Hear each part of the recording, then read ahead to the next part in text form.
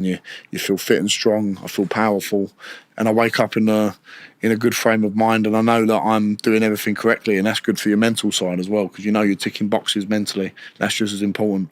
When you eat bad food, you feel bad. You are what you eat at the end of the day. Well, talking about food, I know you do like a certain Chinese. Yes, I do. That's what's had to change the most. I used to love the Chinese on a Saturday night. I don't even have that anymore. When I had the Chinese yesterday, we had a Chinese sit down. I have boiled rice, and the Blue Orchid made me like a beef Cantonese style dish, which is just like really fresh beef with vegetables in it, ginger, soy sauce. It is absolutely beautiful. I don't have any of the sweet and sour chicken balls, lemon chicken, sweet and campo prawns. I can't have any of that. I just have the grilled, the boiled rice with a nice bit of beef Cantonese style, and it's nutritious. The Blue Orchid's a great place. They cook everything fresh, and I can enjoy that guilt free. How important is it to eat well even when you're not in camp as well? That's what I've had to change. I've had to make sure that I eat well all year round. Not just like listen, after a fight, I had the Five Guys have something else bad on a Sunday, and then this fight, I just thought, right, that's enough now. I want to get back to eating healthy, because I used to spend 5-6 weeks eating rubbish, and I'd not get really fat, but you notice a little bit difference in your body composition, and you feel sluggish, and it's just like a big claw back. You've got to train for 4 weeks to get back to any sort of fighting fitness, and then you've got to have your camp on top of that. There's no benefit of it, and the bottom line is you don't feel better after eating rubbish for that long. It just becomes a habit. So get into good habits. Johnny, how do you handle pressure? I mean, you've got an immaculate record, 12 wins, 11 knockouts. You know, how do you go in that ring? Like, does that element go, if I lose, I got a blemish on my record? Yeah, there's an element of that. I never want to lose. No one wants to lose as a competitor, as a sportsman. But if you do lose, you take it on the chin. And if you lose in a good manner, that's just as good. And you it's always different after it's happened, you know. You take a different outlook on it, but I never want to lose. Who wants to lose? No one wants to lose. Winning is everything. How do you recover after a grueling fight? Little holiday, chill out with my mum and dad. Like after this fight, it wasn't a grueling fight, obviously, but I took them to Mallorca. We chilled out there, spend time with your family, just relax in the sunshine, you know, and mentally rest more than anything, not just physically. Just you could just mentally just decompress and enjoy a few days of not having to worry about anything. Nice. You said you sparred quite a few people. You've sparred Joe Joyce, David Allen, Tyson Fury, Daniel Dubois, Derek Chisora, Carlos. You've actually sparred him as well? Recently, a few weeks ago. Wow. Yeah. How was that? Very good, very good. I don't talk about sparring because it's like a gentleman's agreement, but really good sparring. Derek always gives great work, and you know you're going to get intense rounds, so it's brilliant going to spar Derek. It's a bucket list thing for me to spar someone like him. So yeah, sparred him, Carlos Takam, Fabio Wardley, Fraser Clark. There's more. I'm trying to think who else there is. Eddie Hall, the world's strongest man. Oh yeah, that was unbelievable. He can really punch. By the way, he can whack. He's probably just as powerful as Daniel Dubois. But yeah, there's been loads of different names I've sparred. I'm trying to think. Chris Billam-Smith, the world champion at cruiserweight. Really enjoy sparring. So how I've had to learn my craft, you know. Yeah, I mean, who's been Filip your Hrgovic? Who's been your favourite? Tyson Fury. Yeah. Going up to spar Tyson Fury. I remember hitting the bag before I was going to spar him. And I thought, is this even real? I was only 21, 22 at the time, and I thought, is this even real? This is like one of my heroes, one of the country's heroes. Yeah.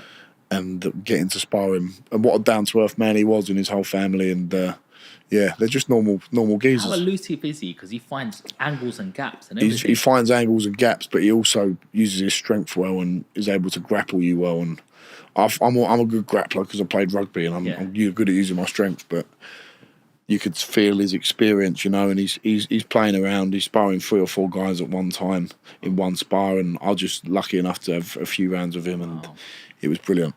Is it any different fighting somebody that tall, nearly 7 foot? Yeah, definitely. You have to close the gap a lot more. You don't want to be at the end of someone as elusive and as gangly as Tyson Fury. Like, you won't get near him if you're too far away, you know. Who's the hardest puncher you faced? Daniel Dubois, without a doubt, hardest puncher. Joint with Eddie Hall, actually. Eddie, my good friend. He can seriously whack as well. Has he got the stamina? Not as much as Daniel Dubois or any of the other guys, but you don't want to bear hug Eddie Hall either, because he can seriously... I remember I'd done that, I thought, I'm going to just try and grapple him just to see what he's like. And I thought, right, I'm never doing that again. He squeezed me to death. Amazing. Well, I've got a quick fire round questions for you. Nice one. And yeah, let's go through this. Go on. Your nickname in the ring and how'd you get it? Romford Bull.